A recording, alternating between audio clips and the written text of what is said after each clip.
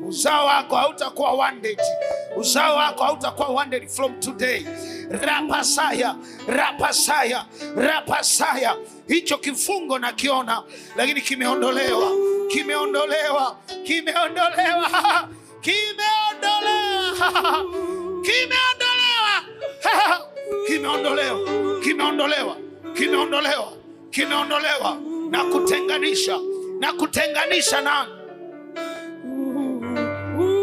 kutenganisha na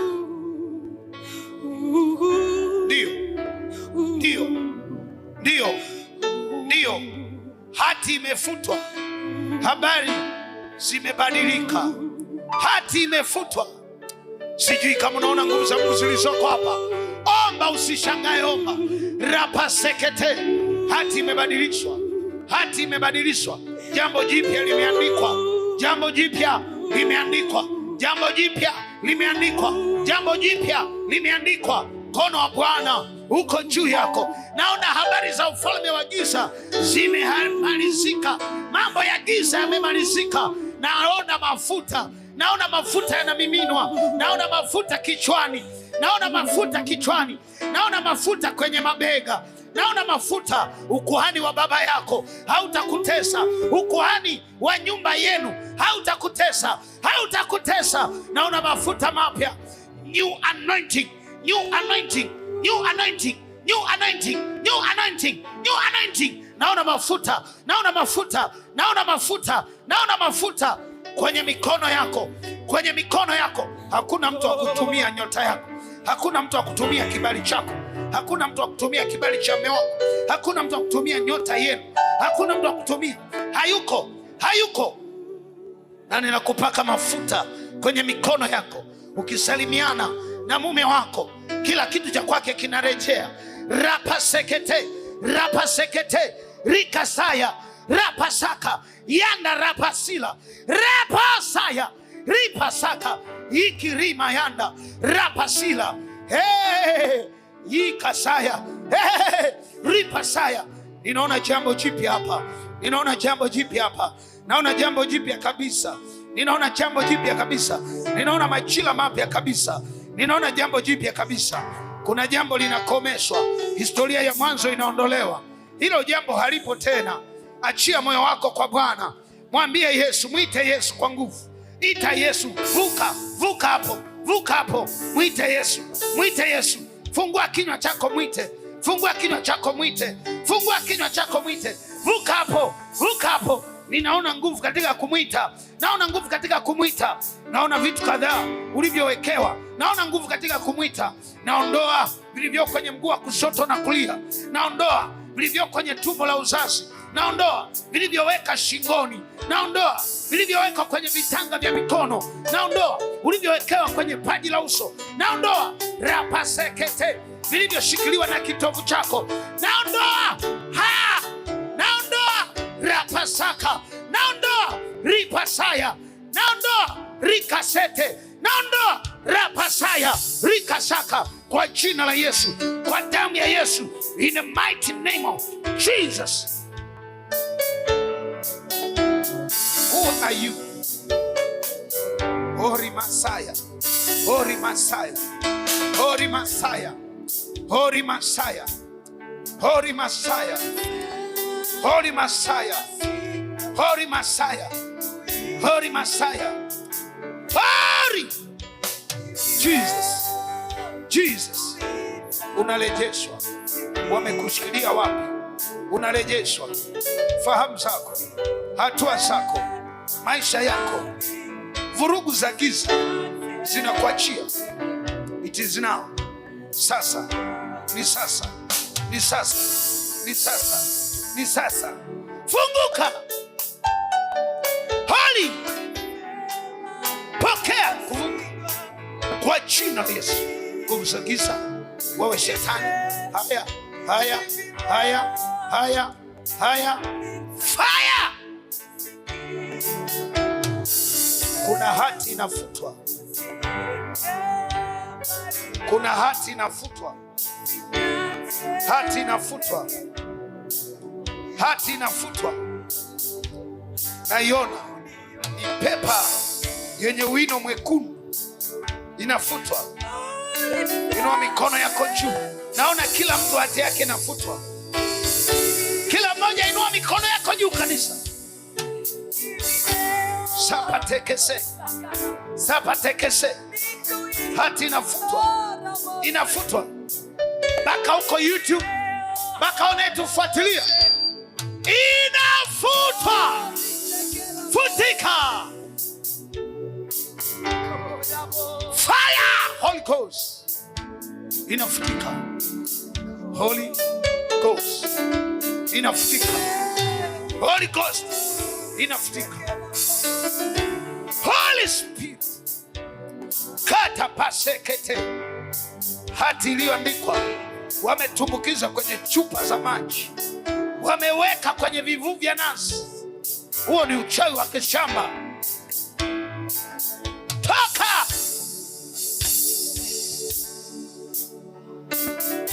Toka!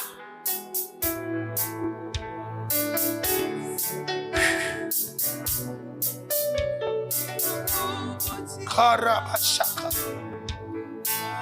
Fahamu, fahamu, fahamu, fahamu, fahamu, fahamu. Kwa jina la Yesu. Kwa jina la Yesu. Kwa jina la Yesu. Kwa jina la Yesu. Kwa jina la Yesu. Kwa jina la Yesu. Kwa jina la Yesu. Tindio mbongo. Achia maisha ya mtoto sahihi. Mikono ya kinyoke, miguu ya kinyoke, mwachie mama. Simshikilie, mwachie. Kwa jina la Yesu. Simama kwa jina la Yesu. Stand. Stand up. Simama. Wewe jini, toka, achia mtoto huyu. Shetani, achia mtoto huyu. Achia. Achia uti wa mgongo wake. Achia. Achia. Achia kila kitu chake. Achia. Achia miguu yake. Kwa jina la Yesu. Kwa jina la Yesu. Achia kila kitu chake. Achia. Achia kwenye vifundo vya miguu. Achia kwa jina la Yesu. Wewe shetani, umeshikilia utindio wa ubongo wake. Achia. Achia. Achia. Kimbia, achia huyu mtoto. Viungo vya huyu mtoto hivi ninavyoongea vinarudi kwenye hali ya kawaida. Mtoto, mtoto, pokea uzima. Pokea uzima. Vifundo vyako vikafunguliwe. Miguu yako ikakanyage. Nasema itakanyaga kwa jina la Yesu. Ikakanyage kwa jina la Yesu. Kwa damu ya Yesu aliye hai. Mtoto, mtoto, fahamu zako zikurudie. Fahamu zako zikurudie. Fahamu zako zikurudie. Fahamu zako zikurudie. Fahamu zako zikurudie mtoto. Kwa jina la Yesu. Hilo jini lilotumwa kwenye uzao, hilo chimba la uovu litoke. Kimbia. Kimbia. Wewe pepo uliyebana kwa mama yake, kimbia. Kimbia. Kimbia. Kimbia. Kimbia. Kimbia. Achia mtoto huyu. Nasema achia. Fahamu wake urudi. Mdomo wake uwe kawaida. Bongo wake uwe kawaida. Kwa jina la Yesu aliye hai. In the mighty name of Jesus. Fire. Holy Ghost. Fire on you. Fire. Achilia huyu mtoto. Achilia huyu mtoto. Nyinyi achieni mtoto huyu. Achieni mtoto huyu. Achieni. Achilieni huyu mtoto. Kwani nimempa ulemavu? Toka kwa jina la Yesu. Toka kwa jina la Yesu. Nasema toka. Alilala hapa tumboni, uharibifu ukaingia. Na saa hii mtoto mwingine atakaye kuja, hakuna uharibifu. Hakuna. Hakuna. Hakuna. Nimekwambia hakuna. Nimekwambia hakuna uharibifu. Tumekataa. Hiki sio kiwanda cha mapoza. Tumekataa. Na huyu atatembea by fire, by force. Atatembea by fire, by force. Tumefuta ile hati ya hayo magonjwa. Tumefuta. Tumefuta. Tumefuta. Tumefuta. Tumefuta. Hiyo hati imefutika. Haya, ondokeni. Toka. Ondokeni. Toka. Toka.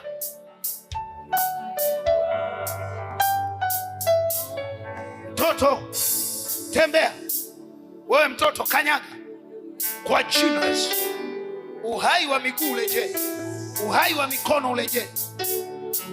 Mtoto kinywa chako kitaongea, mtoto akili zako zitarudi. Mtoto mtazame Bwana, angalia madhabahu ya Bwana. Mtoto yuko Yesu. Mtoto hauwezi kushikiliwa kwenye madhabahu ya uovu wa familia. Mtoto mwangalie Bwana, mtoto mwangalie Bwana, mtoto mwangalie Bwana. Alama walizokuwekea Yesu alipigwa kwa ajili yako. Funguka mtoto, tembea mtoto, toka kwenye haya mateso, toka kwenye uharibifu kwa jina la Yesu. Simama. Haya, simama, simama, simama, simama. Nasema simama, simama mtoto. Mtoto kanyaga, weka miguu yake vizuri, kanyaga, kanyaga mtoto. Mtoto kanyaga, kanyaga, kanyaga, kanyaga, kanyaga. Uti wa mgongo ukanyoke, ukanyoke, ukanyoke. Uti wa mgongo ukanyoke kwa jina la Yesu. Ukanyoke kwa jina la Yesu. Mapepo yaliyokukalia yakwache, Holy Ghost, kwa jina la Yesu, kwa jina la Yesu. Mwachie, kwa jina la Yesu, kwa jina la Yesu. Gongo nyoka, gongo nyoka, gongo nyoka kwa jina la Yesu. Gongo nyoka kwa jina la Yesu. Mikono nyoka kwa jina la Yesu. Miguu kaa sawa kwa jina la Yesu. Kwa jina la Yesu, miguu kaa sawa kwa jina la Yesu. Miguu kaa sawa kwa jina la Yesu. Kwa jina la Yesu, kwa jina la Yesu. Pingili za mgongo rudi katika hali yako ya kawaida. Ndio, ndio, kaa sawa. Ndio, kwa jina la Yesu, kaa sawa. Ndio, kwa jina la Yesu, kaa sawa. Ndio, kwa jina la Yesu, kaa sawa. Kwa damu ya Yesu Kristo, katika jina la Yesu.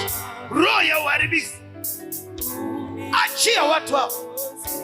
Kila kilichoandikwa kwenye maisha yao, kila kilichoandikwa kwenye maisha yao, every demon lies in your life now, now, now, now, now, now. Wewe ni mtu mkubwa sana. Holy Ghost,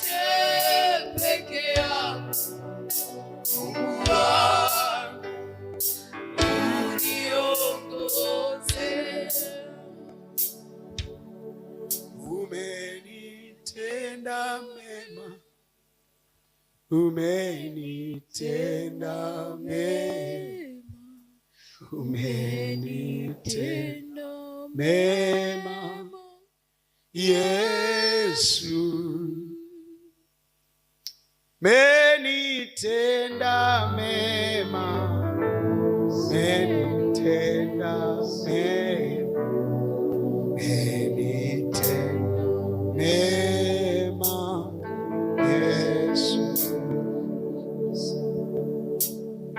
You have done me well.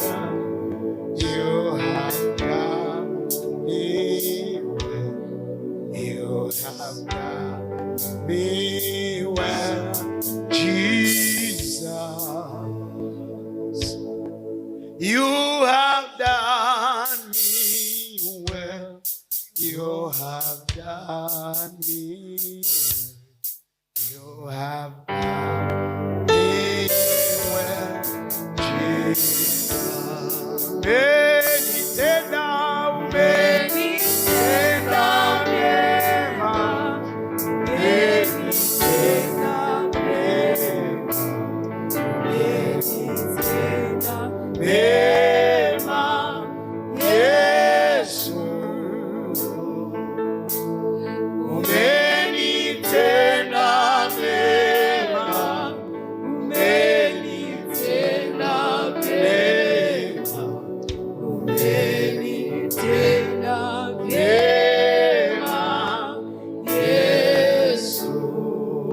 Mama mwenye mtoto njoo. You have done me well.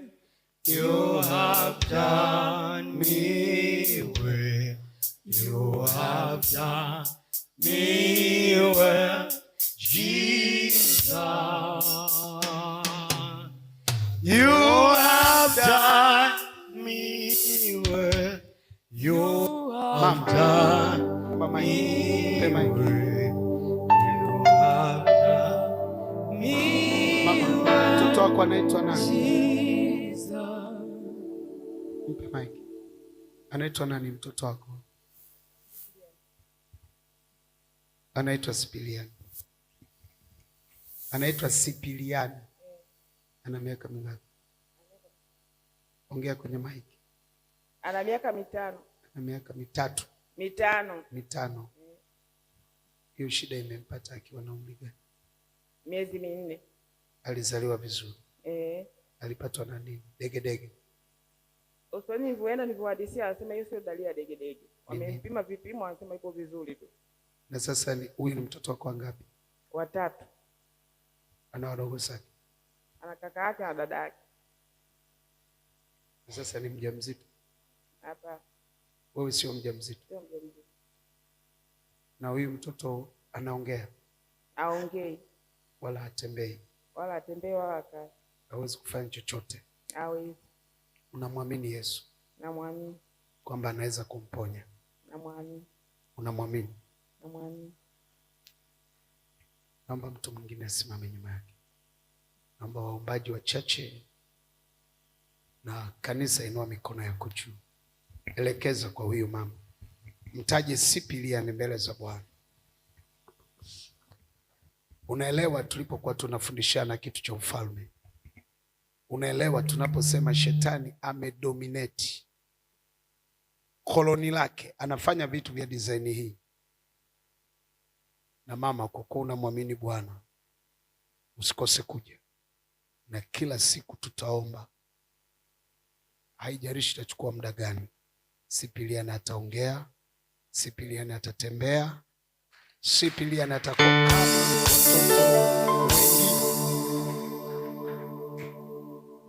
kwa mamlaka ya jina la Yesu.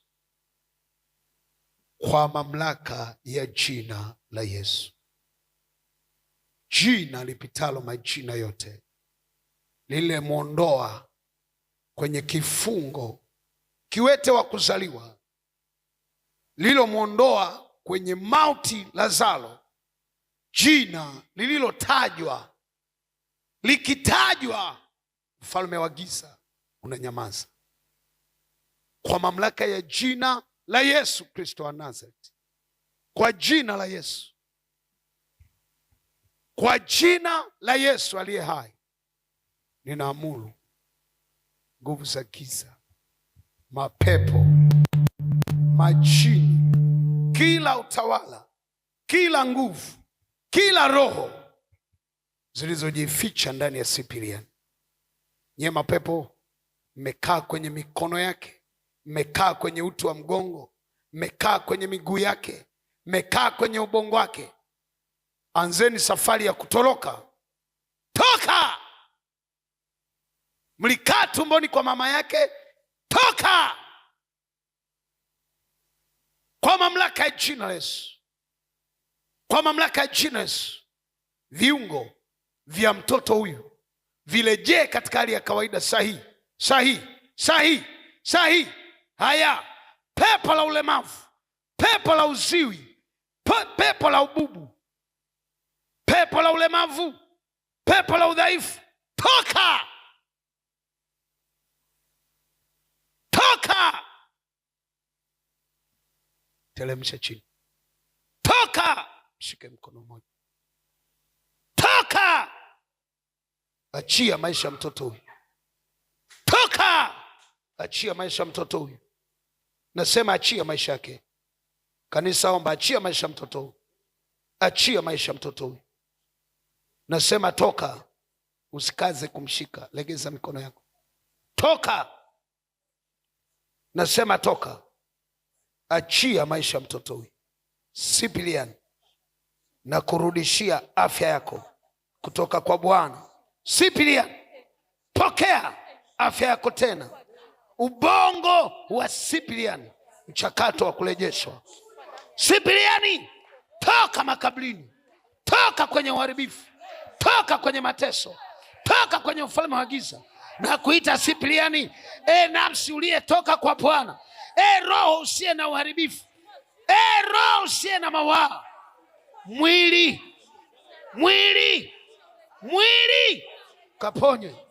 Pokea ponyaji, pokea ponyaji, pokea ponyaji, pokea ponyaji. Ye mapepo haya, ondoka, ondoka, toka kwa huyu mtoto, kimbia.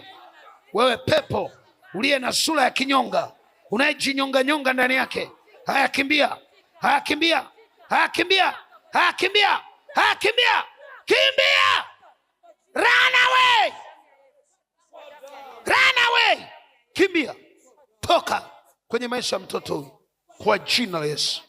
Iwe afya kwa Cyprian, iwe uzima kwenye ubongo wake, iwe afya kwenye miguu yake, iwe afya kwenye mikono yake, iwe afya kwenye macho yake, iwe afya kwenye ulimi wake.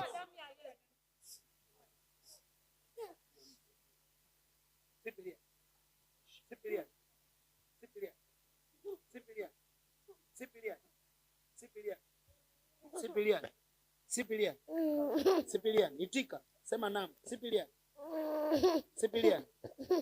Cyprian, ongea kwa jina Yesu. Kinywa chako kifunguliwe. Ongea kwa jina Yesu. Ongea, fungua kinywa chako. Ongea mtoto kwa jina Yesu. Ongea kwa jina Yesu. Ongea. Wewe pepo uliyeshikilia kinywa, toka, toka, toka. Achia kinywa cha huyu mtoto. Achia kinywa chako. Achia kinywa chako. Fahamu wake. Katika jina la Yesu. Katika jina la Yesu. Kwa damu ya Yesu.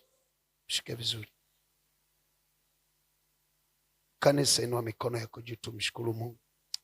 Mungu aliye hai, asante kwa sababu ya mbegu ya kifalme unayoipanda katika mioyo yetu. Asante kwa sababu ya matendo yako makuu. Tunaamini na tunaona nguvu zako na tunaona ukitenda tena. Asante kwa uponyaji. Asante kwa nguvu zako. Asante kwa mkono wako. Asante kwa ajili ya kila mtu aliyeingia kwenye maombi haya, hata huyu aliyeomba akiwa nyumbani, ofisini.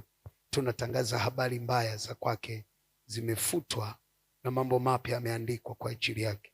Habari mpya zimeandikwa kwa ajili yake. Na Bwana umetenda, na Bwana umefanya kwa utukufu wako. Ni katika jina la Yesu. Amen. Andaa sadaka yako ya jioni ya leo, mtolee Mungu sadaka. Baba, tunaziombea na kuzileta kwako sadaka.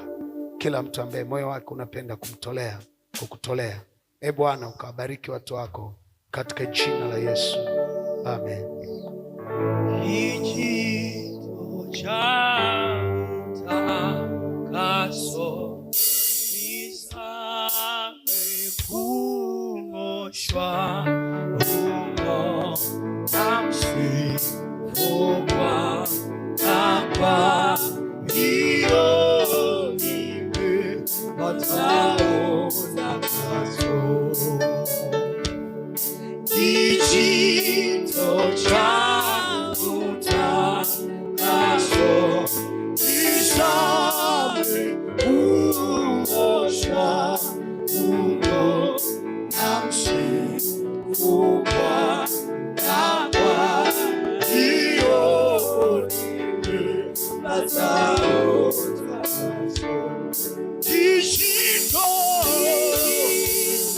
cha utakaso kisame kuoshwa humo na msifu Bwana, hiyo nimepata utakaso. Kijito cha utakaso